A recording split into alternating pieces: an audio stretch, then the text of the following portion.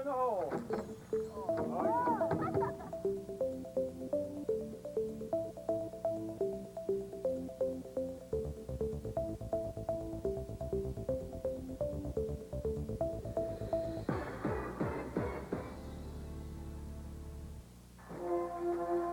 Students who graduate from Seattle Public Schools are heading to new challenges, careers, colleges, and building families and communities. To ensure that they are prepared, Seattle schools will be introducing rigorous new graduation requirements. And one of the principal features of the new requirements will be a shift in the way teachers assess what each student knows and is able to do, a shift toward performance-based assessment.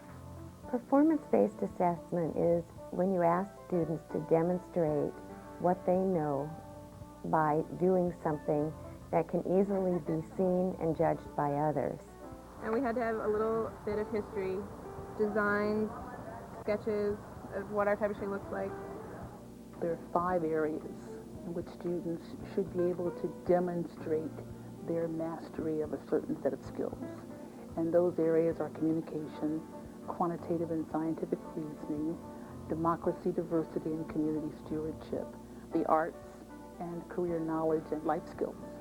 And the idea is that over the course of a student's high school career, he or she would actually do some kind of project, some kind of portfolio, some kind of demonstration of his or her mastery of a set of skills that will be identified in each of those areas. Well, first we made a small trebuchet, which is a medieval fighting equipment that is used to fling. They used it for flinging dead bodies and laying siege against medieval towns. And so we recreated small tabletop ones that flung marbles. And we had to figure out the dimensions and how much counterweight, which is used to propel the arm.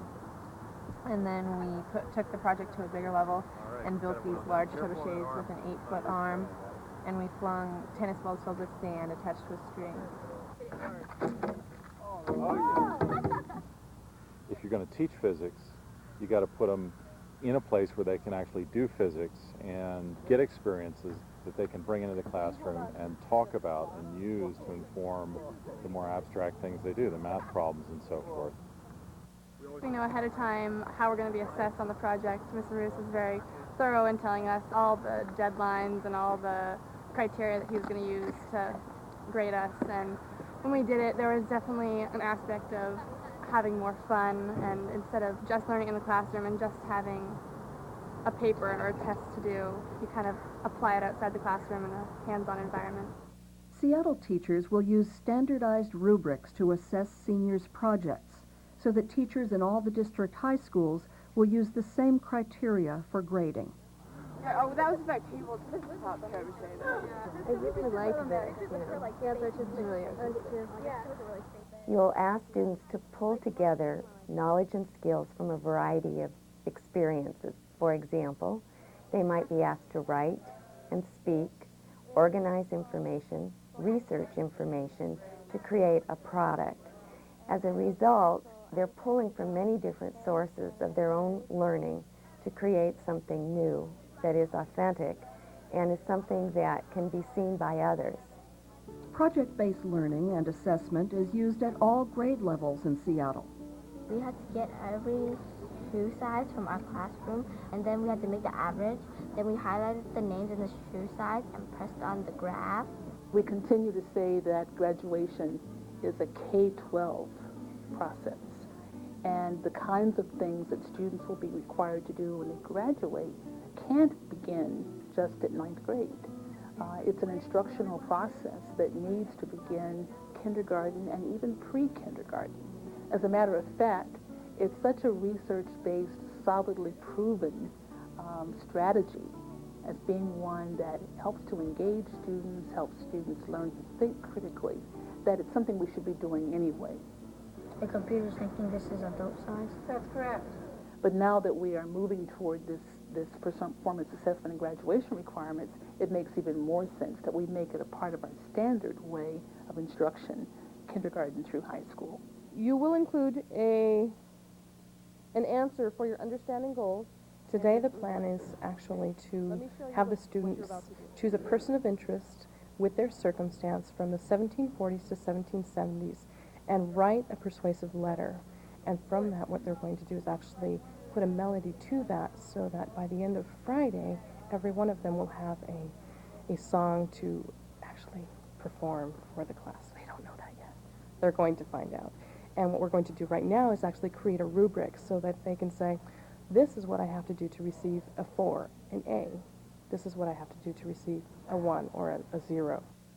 This is our rubric, and what I would like to see first, before we begin, are the categories that you see that we should focus on.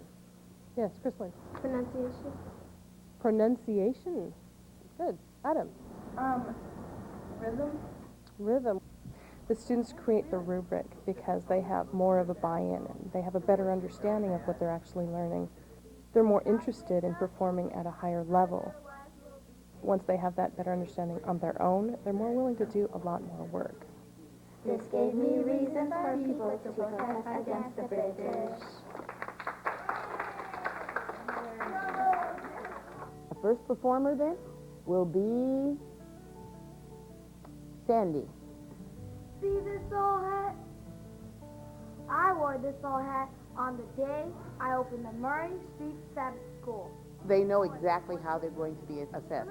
I give the project in so many steps, and they know that each of the steps has a rubric for completion, and that each of the steps will receive so many points.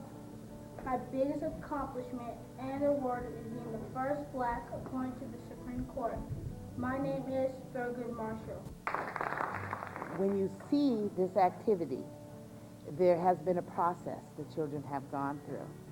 And one of the things I'm looking for is to be able to receive written directions for a project and to begin and complete it on your own.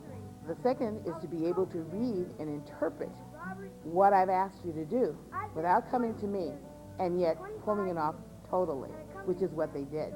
The third thing was to be able to write this, to be able to find a person and do the necessary research on your own and come up with something. And I was looking for the beginning, the middle, and the end, which flowed naturally, and to memorize it and complete it on your own. My name is Dr. Charles Richard Drew. When you think about a standardized test, it's not very often that students in the real world of work have to do a standardized test. So performance assessment has the benefit of being more authentic to the work that students will do as adults in society.